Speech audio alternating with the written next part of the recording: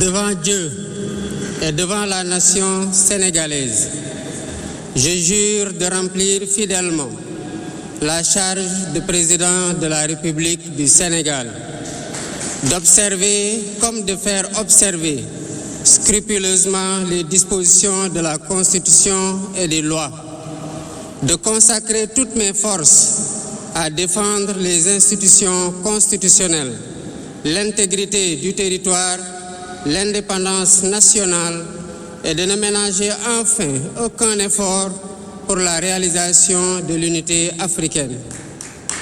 Je vous remercie.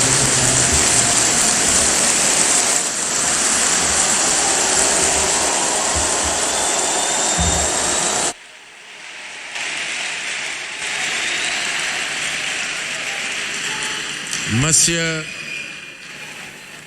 Bassirou Diomaye Diakhar Faye, élu président de la République du Sénégal.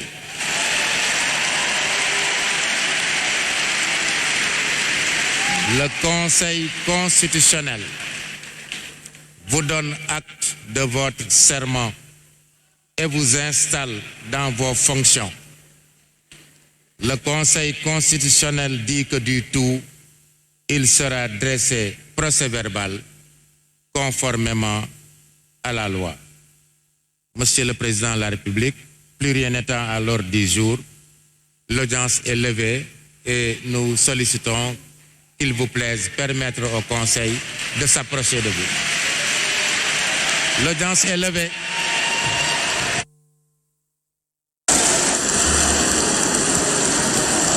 Ovation pour Bassirou Diomaye Faye, 5e président de la République du Sénégal. Le Conseil constitutionnel vient donc de l'installer dans ses nouvelles fonctions. Il sera le garant de la Constitution, président de la République, chef de l'État du Sénégal.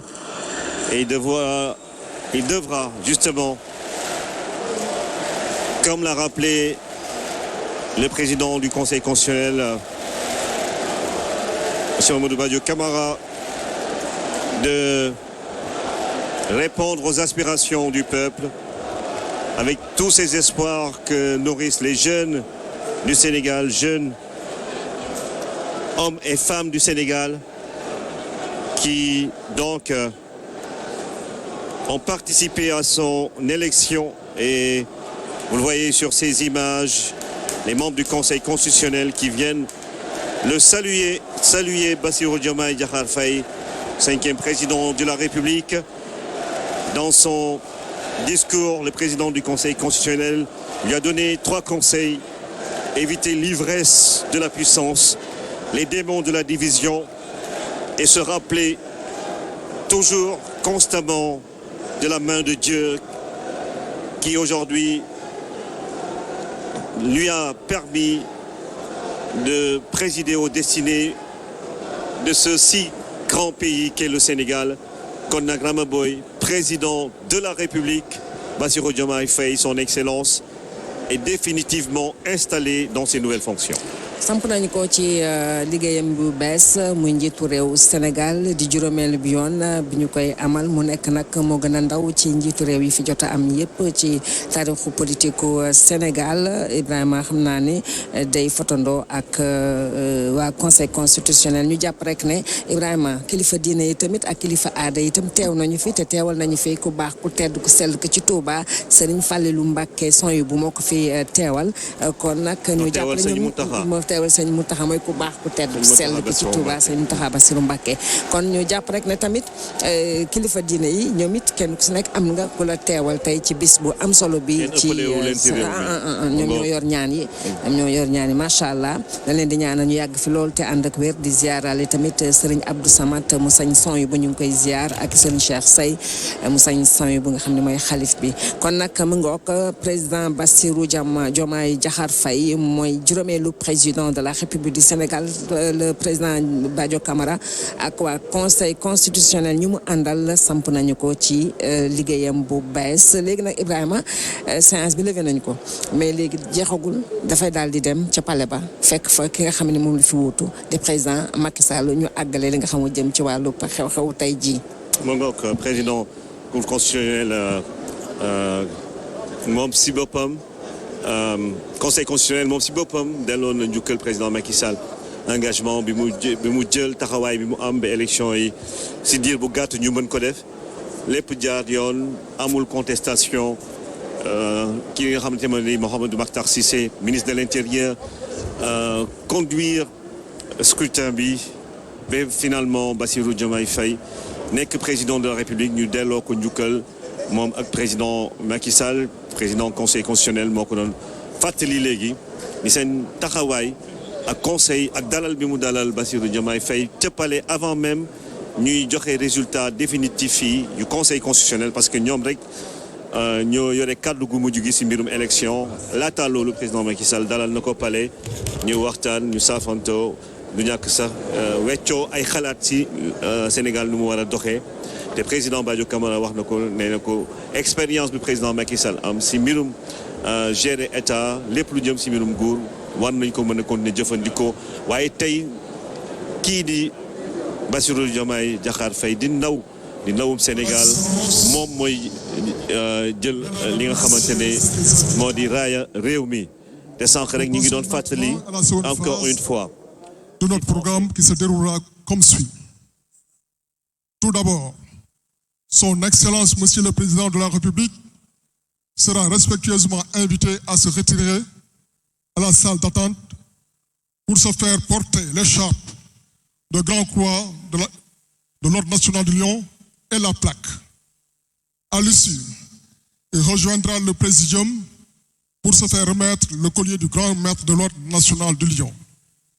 Ensuite, Son Excellence, Monsieur le Président de la République, prononcera son discours d'investiture.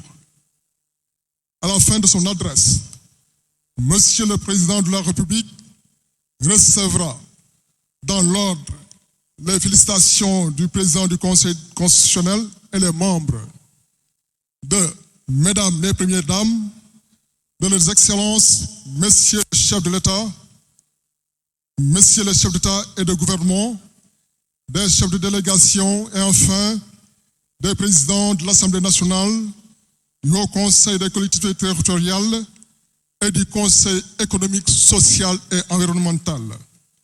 À l'issue de cette séquence, Monsieur le Président de la République va se retirer pour recevoir les honneurs militaires qui lui seront rendus par un détachement interarmé. La revue du détachement mettra fin à la cérémonie de prestation de serment. Je vous remercie de votre aimable attention. À présent, Son Excellence, Monsieur le Président de la République, est respectueusement invité à se retirer à la salle d'attente pour se faire porter l'écharpe de Grand Croix de l'Ordre national du Lion et la plaque. À l'issue, il rejoindra le Présidium pour se faire remettre le collier du Grand Maître de l'Ordre national du Lion. Voilà donc le cérémonial qui se poursuit. Le président de la République du Sénégal, Bassirou Diomaye Diakhar Faye, en compagnie de son Excellence Mamadou Ndiaye, chef du protocole de la présidence de la République, avec le grand chancelier, le général Meïssa Niang, qui vont procéder justement à l'autre aspect de cette cérémonie officielle. Il va recevoir donc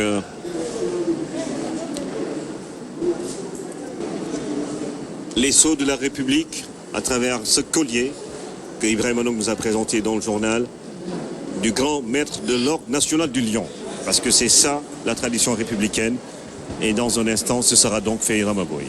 waaw muy càq ba nga xamante ne rek ki nga xam ne mooy grand chancelier bu Ordre national du Lion di le général Meïssa Niang moom moo ko koy takkal moom la àndal sax Ibrahima ak ñi nga xam ne ay collaborateur am lañu maanaam ñu bokk ci cabinet dinañ dem nag takkal ko waaye cérémonie bi loolu jeexalu ko de Ibrahima foog mu dellu siwaat tamit ndax nag soldat si foog ñu delloo ko njukkal bu baax a baax nu jàpp rek ne daal mën nañu wax ne daal cérémonie bi li koy jeexal mooy bu paree ci lii ñi nga xam ñoo fi teewal institution yi nekk ci réew mi dinañu ko ndokkeel comme nuñ ko waxee ak gan yi nga xamante ni ñoo jóge seen réew ñoo teewe xew-xew bu am solo bi dañu ko ndokkeel ak ñi nga xamante ni rek ay kilifa lañu buñ ci noppee nag soldaar si daal di ko delloo njukkal mu soogay nag jeexal xew-xew waat bi nga xamante ne rek waat na ko léegi ci kanamu conseil constitutionnel.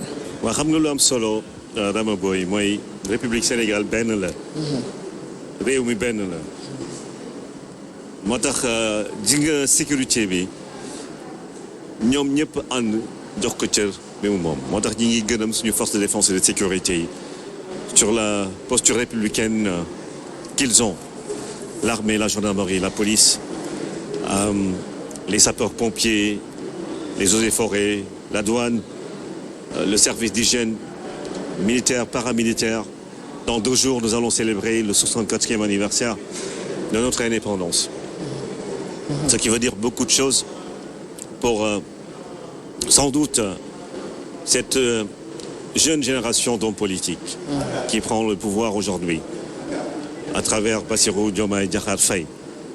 Et tout à l'heure, nous annoncions également que le président du Ghana, Nana Akufo-Addo, est bien présent dans la salle, de même que le Premier ministre Sidiki Kaba. Ils sont tous là pour assister à cette cérémonie officielle qui consacre l'investiture de Bassirou Diomaye Diakhar Faye comme président de la République du Sénégal. À partir de maintenant, d'aujourd'hui donc, il sera installé dans ses nouvelles fonctions. Et le président Badio Camara tout à l'heure rappelait ce qui s'est passé juste avant cette élection, les péripéties, ce qu'on a connu avec ces suspicions sur le fichier électoral, sur le Conseil constitutionnel. Et aujourd'hui, il a rappelé qu'il n'y a pas eu de crise institutionnelle au Sénégal. Après, justement, que des députés de l'Assemblée nationale aient voulu justement enquêter sur ces supposés actes de corruption contre certains membres de ce Conseil. Et certains, par honneur et par dignité, ont dû démissionner. Il a rappelé que le Sénégal reste le Sénégal, ce pays où l'électeur est le seul maître du jeu quand il s'agit d'élire une autorité politique. Il a rappelé encore une fois cette sagesse de tous les chefs d'État du Sénégal qui ont toujours respecté les décisions du Conseil constitutionnel. Kon njiit da ngay wane li gën ndax bu suba ku la wuutu war a mën a def li gën li nga def. moo tax mi ngi fàttali tey jii nii ñoom musuñu am jafe-jafe ak président yi fi nekk yi fi mës a nekk ndax décision yi mës a jël yëpp ñoom président yi dañ ci tënku ak coow li mu bëri avant élection yi ak yëpp mi ngi fàttali ni ñoom du ñu nekkee seen ay xarit yu nekk bitim réew parce que soo nekkee juge wala magistrat wala journaliste nga am ay xarit feneen ñoo xam ne yéen a jàngandoo mi ngi fàttali ni ñooñu ñëpp dañ leen di ne Sénégal la lu ñu jaaxal mooy saa ñu demee ba foog ne gaal gi dana suux si mbirum politique ngeen jógaat nekk benn toog waxtaan ba jubóo Sénégal pays de dialogue Senghor juumu lool ndax dialogue am na fi avant élection yi di am ñii d'accord si lii ñii bañ a d'accord si lii bu ñu demee ba si biir président Macky Sall xam ne lii tënk ko si élection ñu def ko kuy gañ moo gën a wóor amul ay laam-laame 3e mandat wala ay élection du am wala ñoom it seen tey jii président conseil constitutionnel fàttali na ko nee na administration sénégalaise ak ñi nga xamante ne ñooy gérer élection yi DG Sénat avec une justice mën koy wax neutre et indépendante parce que tey jii tamit fàttali na sénégalais yi justice bi nu mu tëddee njaxanaay loolu lañ koy waxee ci mbirum politique te loolu dafa am solo parce que lu mel ni institution judiciaire du 3e pouvoir dans un système démocratique institution boobu dañ ko war a cëral ñoom aussi ñu gën leen ñaax gën leen ñaanal ñu def seen liggéey ci anam yu gën parce que juge dafa diis nekk président de la République dafa diis. Peut-être que ça bokk na si liggéey yoo xamante ne soo amee déglu rek ak seetlu mën na nekk lu yomb si yow. moo tax président ne ko président conseil constitutionnel ne ko. moytul l'ivresse de la puissance. maanaam bu la pouvoir bi. jay ba nga jayu. lu la pouvoir bi di may yëpp. bu mu tax nga mel ni ku naan dara ba màndi. wala nga dem ba foog ne keneen nga ku dul saa borom parce que mi ngi koy fàttali ni. bul mës a fàttee saa borom nga xam ne moo teg loxoom ci sa élection bi le ndaw yi yaakaar ci yow jigéen ñi yaakaar ci yow ñi nekk ci région Sénégal yi ñi nekk ci village yi nekk ci dëkk bi nekk ci administration sax yaakaar ci yow ma ne ko moytul les démons de la division maanaam seytaane yooyu nga xamante ne tàggale féewale lañ fi nekkee parce que lu bëre soo nekkee président rek yàlla may la cër boobu da ngay commencer am ñoo xamante ne dañ lay indil yeneen i façon jikko moo tax président bi agsi na kii di grand chancelier moo koy xaarandi nii ngir takkal ko li nga xamante ne mooy wonee ni moom tey jile sol na costume président de la République du Sénégal Magog. Je voudrais respectueusement inviter le général de corps d'armée, grand chancelier de l'Ordre national du Lion, à venir remettre à Monsieur le Président de la République le collier du grand maître de l'Ordre national du Lion. Voilà, le général Meissegnan, grand chancelier de l'Ordre national du Lion, qui va donc se rapprocher du 5e président de la République, gardien de la Constitution.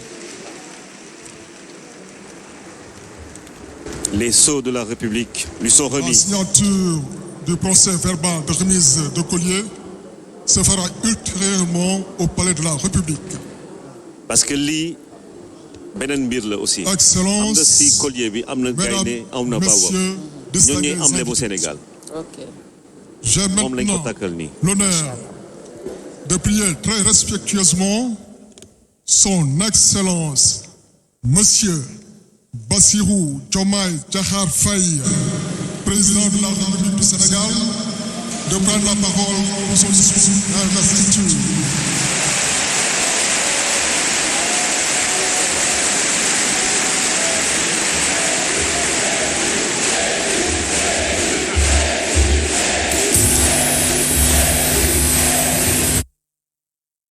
Les ovations de la salle, l'ovation de la salle pour accueillir Bassirou Diomaye Faye qui va prononcer son premier discours officiel en tant que président de la République du Sénégal.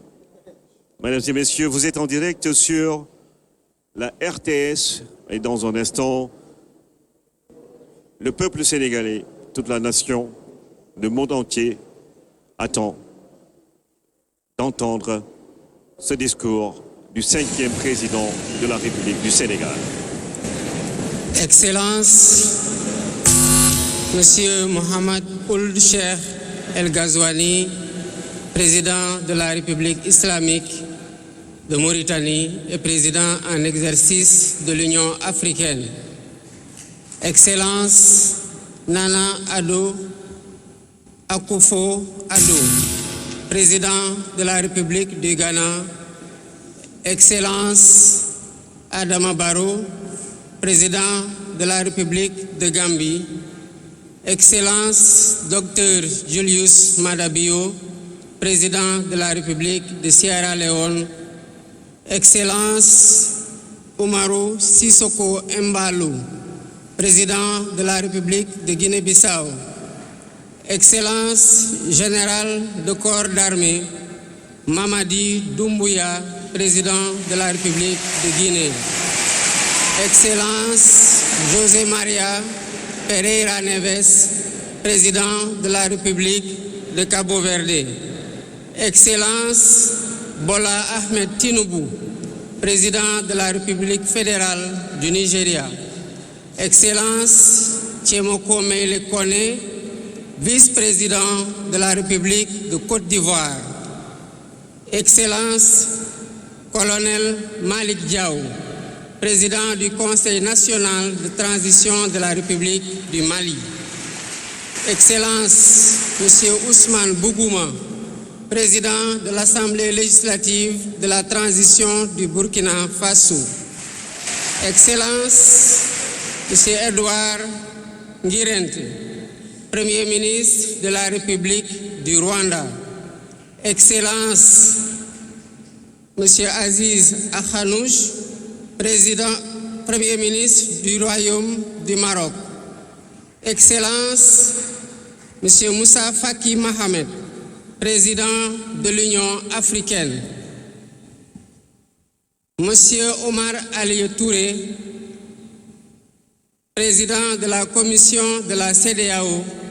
Monsieur Abdoulaye Diop, président de la commission de l'UEMOA. Monsieur le président de l'Assemblée nationale.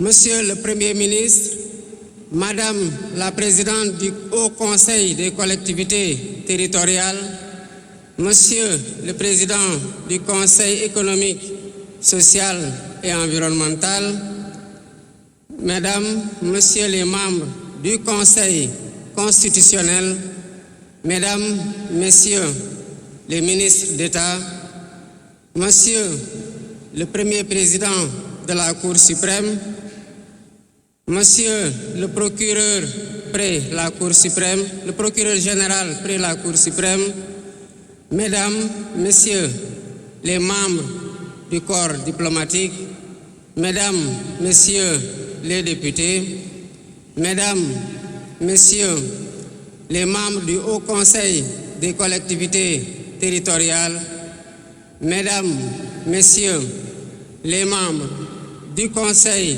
économique, social et environnemental, autorités administratives, territoriales, religieuses et coutumières, distingués hôtes, Mesdames, Messieurs, en vos titres, rangs et qualités.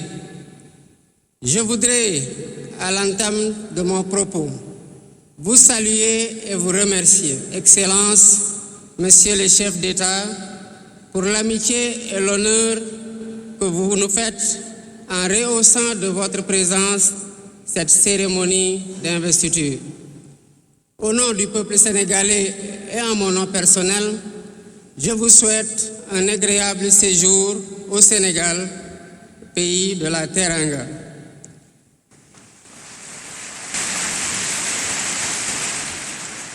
Mes salutations et mes remerciements vont aussi à tous les pays amis et institutions partenaires qui ont envoyé des délégations ainsi qu'à tous nos invités. Monsieur le Président du Conseil constitutionnel, je voudrais vous remercier et remercier les membres du Conseil pour vos félicitations et vos propos bienveillants. Je voudrais souligner et apprécier le rôle important joué par votre institution dans le bon déroulement du processus électoral jusqu'à son terme. Le 24 mars 2024, le peuple sénégalais a voté dans le calme et la sérénité, faisant de moi le 5e président de la République du Sénégal. Et ce, dès le premier tour, avec 54,28% des suffrages valablement exprimés. Je mesure le poids de la responsabilité et la gravité de la charge. Et qu'il me soit permis de rendre grâce à Dieu Tout-Puissant, le Maître des destins, et d'exprimer ma profonde gratitude à ma famille pour son soutien indéfectible et surtout au peuple sénégalais pour la confiance placée en moi. Ce grand peuple que nous sommes ce grand peuple que nous sommes, au prix de vies perdues, de blessures irréversibles, de libertés confisquées, de carrières brisées, a démontré à maintes occasions et dans des moments critiques son attachement à la paix et aux valeurs républicaines. En m'adressant à vous à ce jour, il me revient le douloureux souvenir des martyrs de la démocratie sénégalaise, des amputés, des blessés et des anciens prisonniers. Je garderai toujours à l'esprit les lourds sacrifices consentis afin de ne jamais vous décevoir. Hommage doit aussi être rendu à nos aînés qui se sont battus pour l'avènement de la démocratie sénégalaise. Ils ont posé les solides fondements d'une nation indépendante et d'un état de droit secoué par moments, mais toujours debout. Nous leur sommes redevables pour les valeurs de liberté, de justice et de progrès qu'ils nous ont données en héritage. C'est pourquoi il est essentiel que nous connaissions les succès et les échecs de nos dévanciers, les chemins humbles qu'ils ont suivis, puisque nous sommes la résultante de tous leurs efforts. Voilà pourquoi, en définitive, c'est le Sénégal qui a gagné le 24 mars 2024.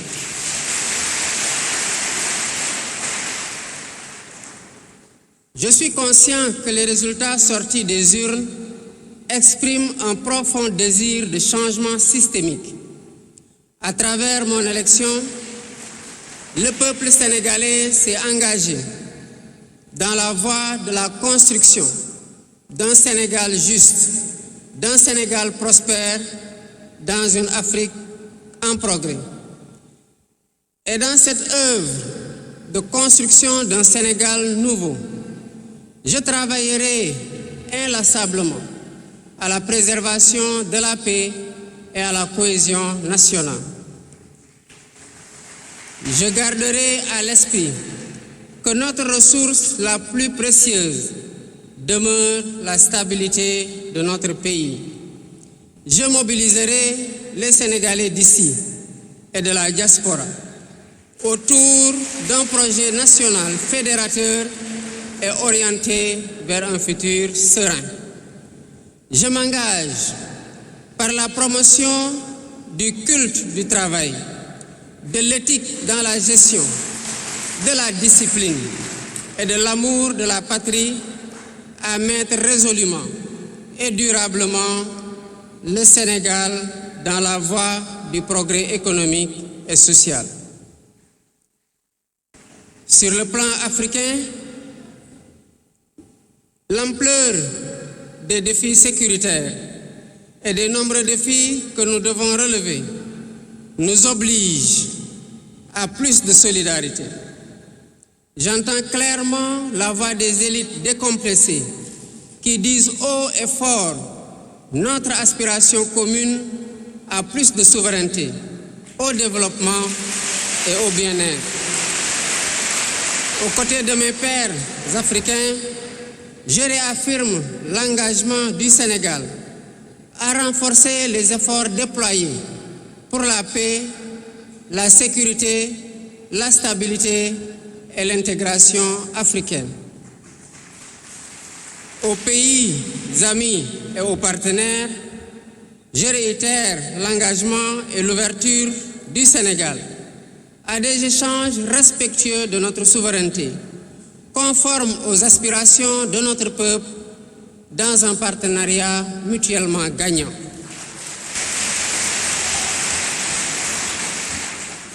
Le Sénégal, sous mon magistère, sera un pays d'espérance, un pays apaisé, avec une justice indépendante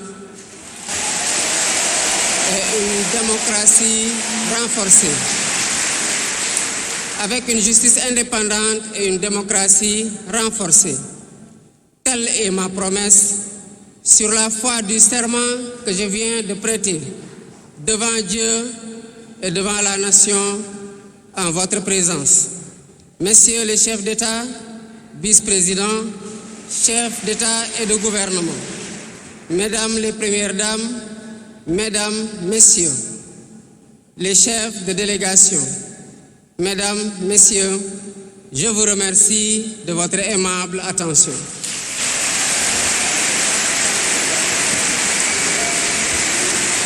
Le discours du président de la République, Bassirou Diomaye Diakhar Faye, après sa prestation de serment en direct du centre des expositions de Diamniadio. Il a pris l'engagement d'être le garant de la Constitution. Au Sénégal qui aspire à beaucoup plus de souveraineté. Au Sénégal où la justice sera indépendante. Au Sénégal à présent qui pourra à venir féliciter chaque jour Son Excellence, travailler pour sa prospérité. Monsieur le Président de Et la c'est ça République. que le président Bassirou Diomaye Faye s'est engagé à faire après sa prestation de serment. Rama Boy kon président wax na. discours bu responsable bu génn ci làmmiñu ko responsable tàbbi ci nopp ñu responsable Ibrahima discours bi dal na xel tey nag discours bi daal mën nañ ci am yaakaar gu bëri bëri bëri. à venir féliciter son dafay dem Excellence, nuyu Monsieur soxnaam le yi, Président de la République, Mesdames Magog, les Premières Dames. madame les premières dames Rama Boy loolu la ñuy wax yow mi am na solo. sàkku ay ñaareel saa su ne yàkkam ci maye jabar mbir baa ngoog dafa xew ñaareel si boppam moo xew en tout cas finalement loolu la xale yi wax en tout Les chefs cas d'État Atia. et de gouvernement tontu bi daal yéex na Ibrahima. et les chefs de délégation donc dañu ay nekkoon- soxnaam ñëw nañu ko dans ndokkeel. l'ordre que je vais indiquer dañu nekkoon si lu ëpp sont solo appelés loolu à venir Rama Boy féliciter son Excellence, lii Monsieur mooy le Président événement de la bi République. président de la République du Sénégal Bassirou Diomaye Monsieur Diakhar Mohamed Faye Ould Cheikh El Ghazouani, mooy président de la dalal République islamique de ay ganu Mauritanie Sénégal et président en exercice de l'Union ñoom ñooy ñëw africaine. benn kenn ñëw nuyu ko voilà président Mauritanie di président Union africaine Mohamed Ould El Ghazouani moom mooy njëkk a nuyu ki nga xamante ne moo di président Bassirou Diomaye Diakhar Faye ñu jàpp mi tamit ngi fàttali aussi njiitu réew Mauritanie. ma ngi fàttali aussi ni mu nammee liggéey pour que Afrique nekk continent une Afrique de progrès comme il l'a dit Son nekk Excellence continent boo xam ne Nana day gën a jëm kanam soxaliku rek. gën a soxaliku ba ngoog du Ghana. président Ghana Nana Akufo-Addo moom mooy ñëw nuyu le plus jeune président de la République du Sénégal Bassirou Diomaye Diakhar Faye gis nga nag ree bi ak xool bi da ngay xam ni moom comme on dit en français il est droit dans ses bottes ku dëggu la. maanaam dal bi seetlu nañ ko si moom teey bi seetlu nañ ko si moom dal na tey na. yar bi seetlu nañ ko Son si moom Excellence mën nañu jàpp ni Adama Barrow, royukaay la si ndawum Sénégal maanaam tey jii mooy représenté ndaw yi nga xamante ne ñi ngi juddu après les indépendances et après maanaam 1980 bi Senghor di joxe pouvoir bi si lay juddu 44 ans après mu ñëw nekk président de la République du Sénégal ba pare doole si nekk séeréer comme Senghor yow moom yow yéen ñaar moom ma ngoog xam ko si buuru Moro moom kon son excellence Adama Barrow di njiitu réew Gambie mooy ndokkeel noonu président Bassirou Diomaye Diakhar Faye. Mais Ibrahima est-ce que nekkul le plus jeune sax président de l'Afrique je pense que africain président africain yëpp moom moo ci gën a ndaw. fi ñu toll nii waaw li ma si jot a xam ma Afrique yenn saa yi moo am ay changement yoo xam da lay bett waaye si li ma si jot a xam moom mooy c'est le cadet des présidents élus dans ce continent africain et il vient du Sénégal et c'est tout à l'honneur de notre pays parce qu'il l'a rappelé tout à l'heure au-delà de son élection c'est le Sénégal qui est sorti vainqueur de ce scrutin du 24 mars 2024. mu doon président de la République bu Sénégal yëpp ñu nekk ci réew mi ak bitim réew yëpp. waaw wax na ko sax waa diaspora ñoom tamit jàpp nañ ci parce que bon sànq rek jot nañ ci waxtaan ak ñaari nit.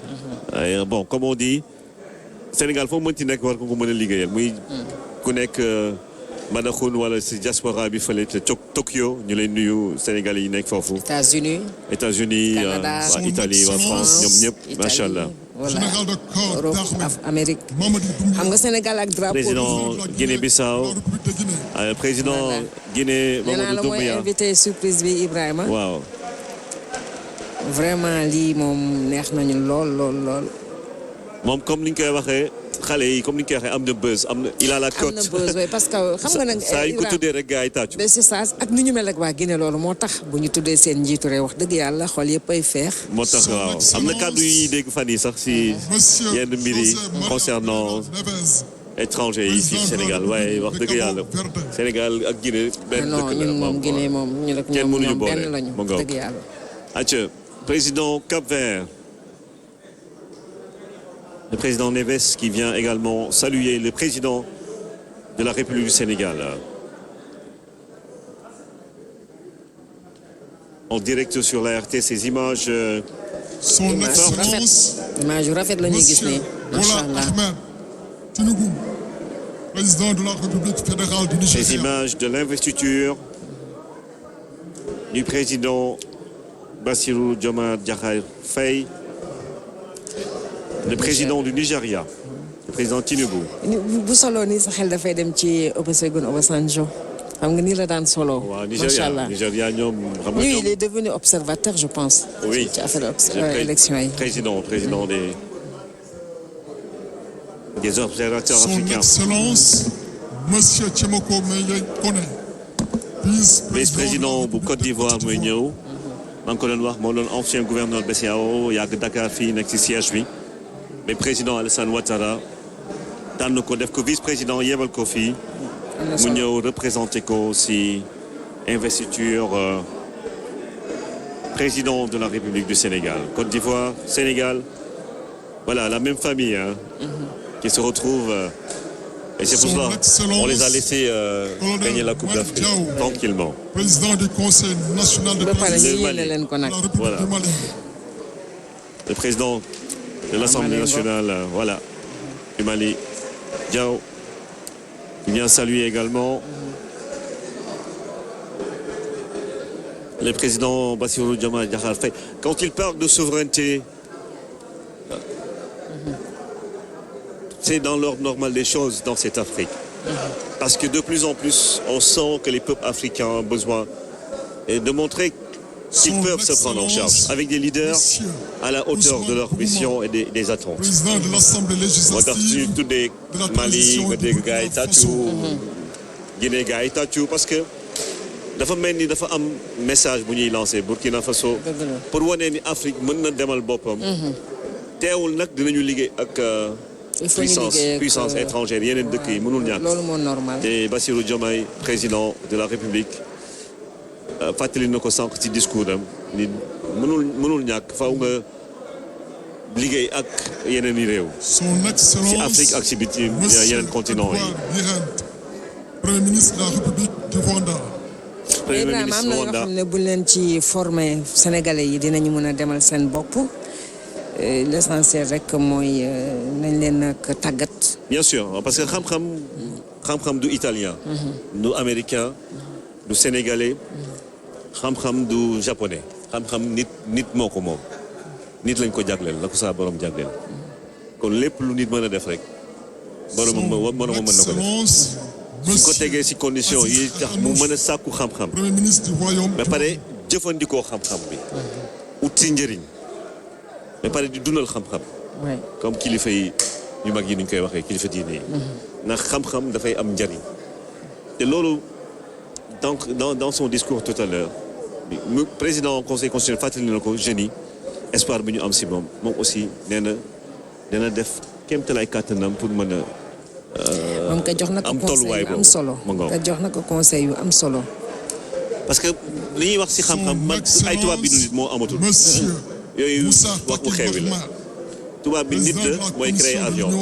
africain yi ay nit la ñu mën nañu créer avion su leen neexee mën nañu créer ay oto mën nañu transformer produits yi jógee Afrique. c'est vrai que ñoom occidentaux yi seen technologie moo gën a kawe tey soo bëggee liggéey si pétrole faw nga woo leen. soo bëggee defar avion faw nga woo leen soo bëggee wala nga dem jàngi fa. seen xam-xam kawe na mais du xam-xam boo xam ne ñoo ko moom. xam-xam nit la nit moo ko moom. ministre des Affaires étrangères. kon président commission Union africaine mondiale léegi. et puis lii mooy wane xoolal président de la République du Sénégal 44 ans.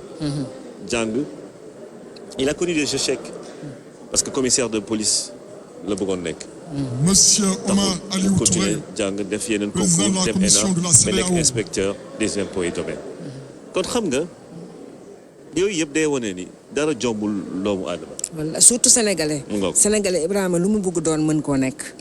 l'essentiel rek mooy nañu ko nii. le président de la commission de la CEDEAO. xam nga xale yi fi mu nekk nii ni ñu takk ne filière technique yi maanaam ñu ngi jël affaire technologie surtout étudiants yi mën nañu defar seen avion l'essentiel na leen jox moyen bi. mais ordinateur mooy wane ni xam-xam kenn moomu ko. parce que lu japonais bi di def wala sénégalais italien bi wala américain bi def suñu doom yi dañ koy def léegi. Abdoulaye Diop président de la commission de l'UEMOA c'est notre compatriote. Voilà, qui dirige cette instance sous-régionale, une institution qui travaille pour l'intégration économique et monétaire dans la sous-région ouest-africaine, Abdoulaye Diop, donc, qui salue le président de la République du Sénégal, Bassirou Diomaye Diakhar Faye. Nañu gëm, Monsieur le Président de l'Assemblée nationale, ni dara jombuñu. suñu mun leen dem si yenn mbir yi ñu dékku ko ñeneen ñooñu nekk et c'est le président de l'Assemblée nationale Amadou Mame Diop Ibrahima mu ñëw félicité voilà mooy ñëw nuyu président de la République ay institutions yoo xam ne faw ñu liggéey waaw faw ñu liggéey c'est le pouvoir législatif et le pouvoir exécutif voilà moom nga juge yi ñoo ko installé mais après ñoom dañuy dem toog seen place jàpp seen ñaambur. Ibrahima Aminata Mbengue Ndiaye ñëw au conseil des collectivités territoriales. Voilà la troisième institution du Sénégal.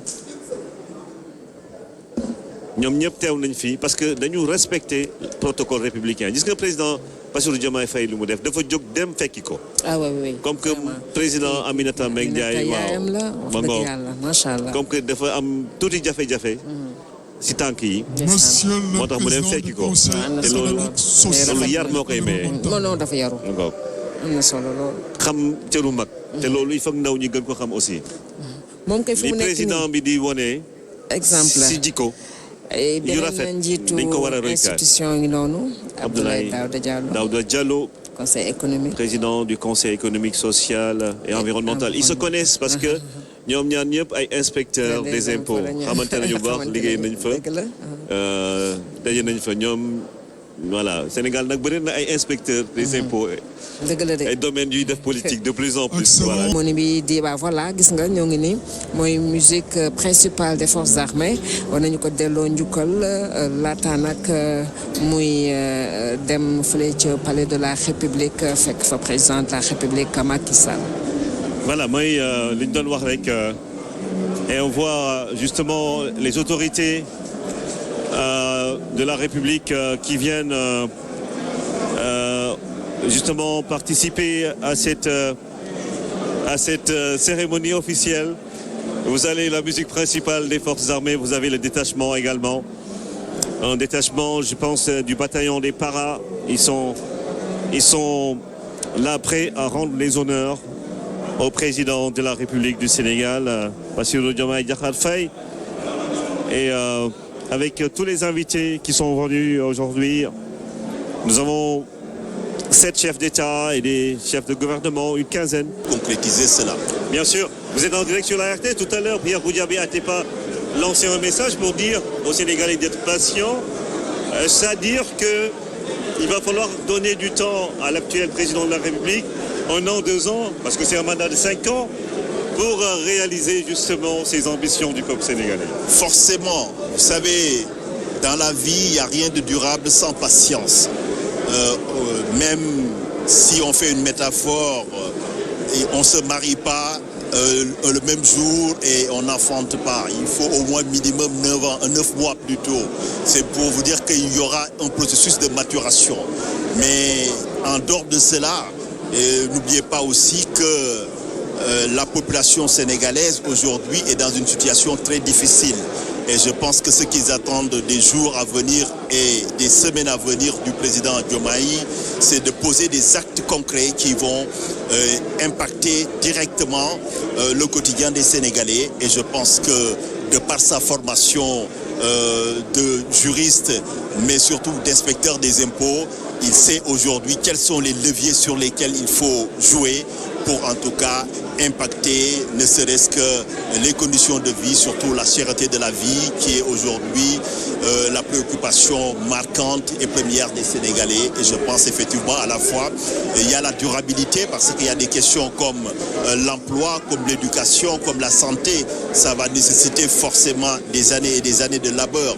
Mais effectivement à côté de cela, il y a des mesures concrètes qui seront posées dans les jours à venir et dans les semaines à venir pour déjà soulager le quotidien des Sénégalais. Maître Tine si wolof tuuti ma bëggoon kàddu yi fi yëkkati yëpp ñi ngi rafetlu li président Bassirou Diomaye Faye wax élection Pierre Goudiaby Atepa ñu ràññee ko si processus bi waxtaan yi négociation lu ne dégg nañ ko est-ce que li muy wax may ñu dal am tuuti patience may président mu doxal tuuti pour que Sénégal gën a jëm kanam. waaw loolu dëgg bu wër péng la parce que àdduna moom dara xëyul sotti effectivement day soog a ñëw ci campagne bi accompagné naa ko ñu ànd ci ay localités yu bëri li ma ci gënoon a yéem moom mooy fépp fu ñu dem population bi day génn am yaakaar judduwaat et surtout yaakaar boobu dañu ko gis ci mobilisation wu jeunesse yi mais loo gis rek dafa am yoon nit du xëy tey jël jabar tey daal di am doom tey loo gis rek au moins dana am juróom-ñeenti weer yi nga xam ne am na ci diggante bi mooy maanaam foog ñuy laisser le temps au temps ci yenn problème yi moom mooy mbirum éducation loolu mënoo xëy rek régler ko muy mbirum santé bi daa am yi nga xam ne processus la mais aussi am na yi nga xam ne tey mën na ci dox en tout cas ay jéego ci fan yii di ñëw ci semaine yii di ñëw ba nga xam ne en tout cas bu ko tegee rek sénégalais yi dañ ci gis seen bopp parce que bu ñu fàttali aussi c'est un président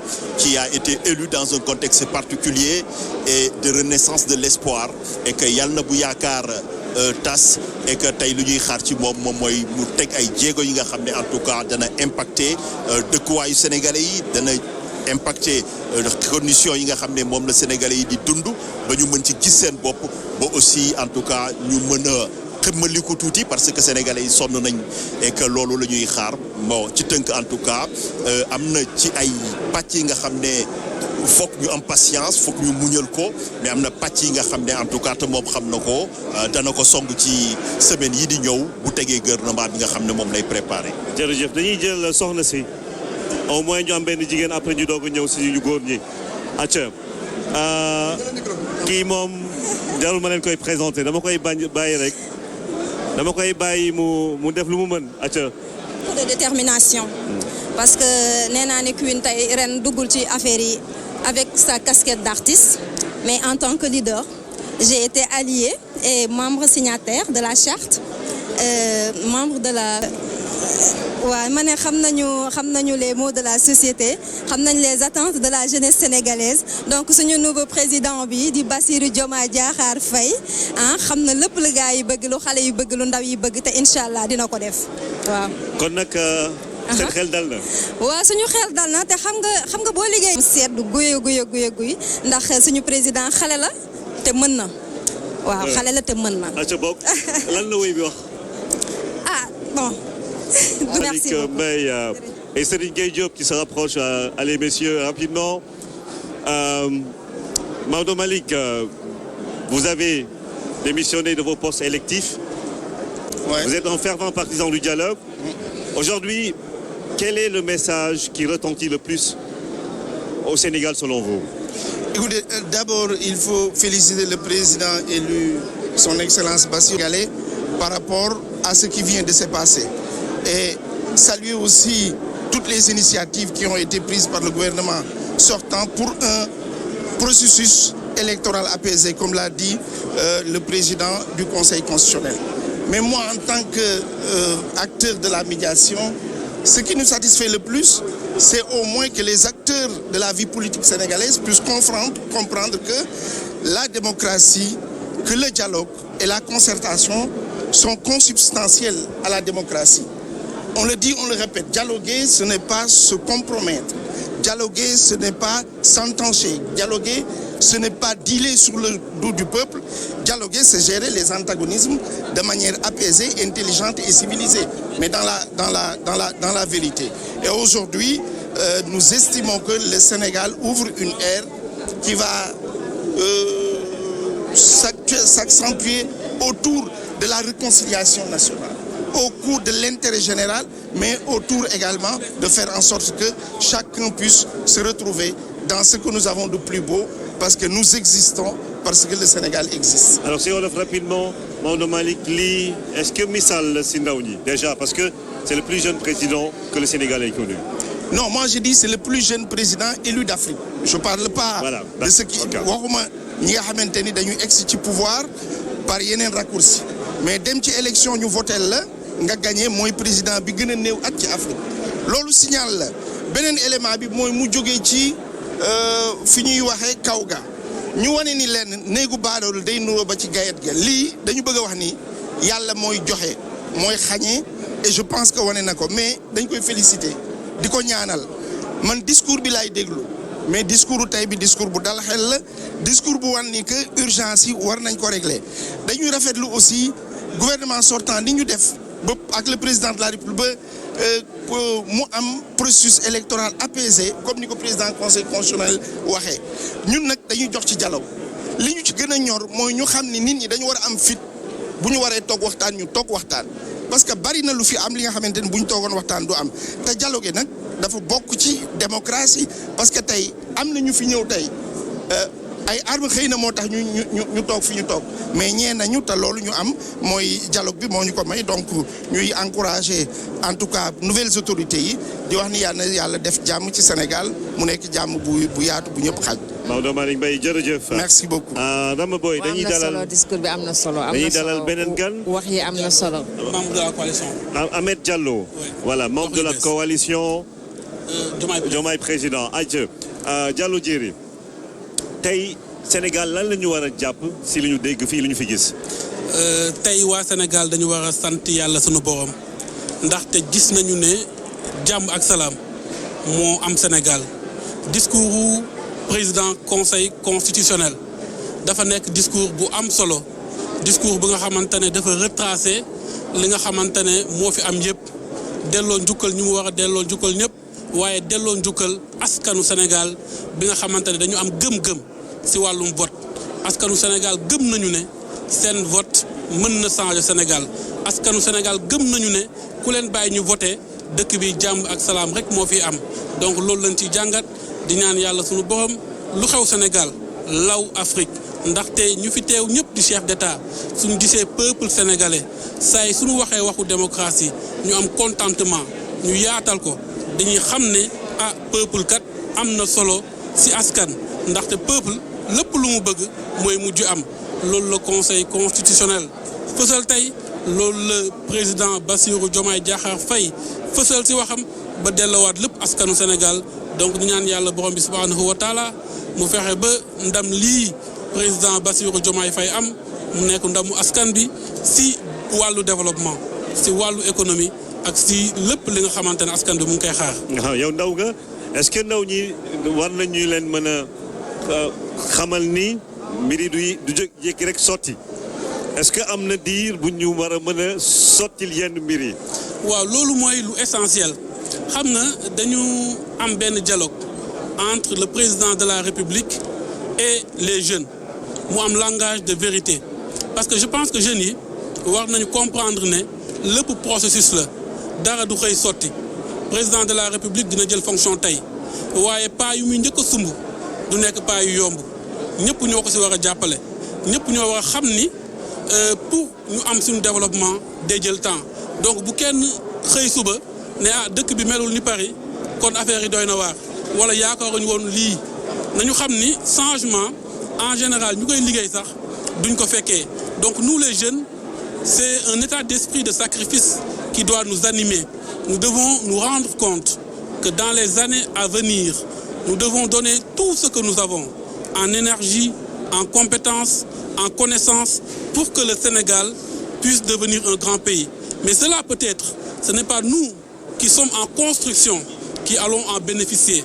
Peut-être ce sont les générations futures qui vont en bénéficier. Et il est important de le savoir parce que si nous luttons juste pour de la jouissance nous-mêmes, cela n'a plus de sens et dès demain, il y aura encore des troubles. Sur ces images, nous voyons le président Bassirou Diomaye Diakhar Faye avec le chef d'état-major général des armées, le gouverneur du palais et Yvan.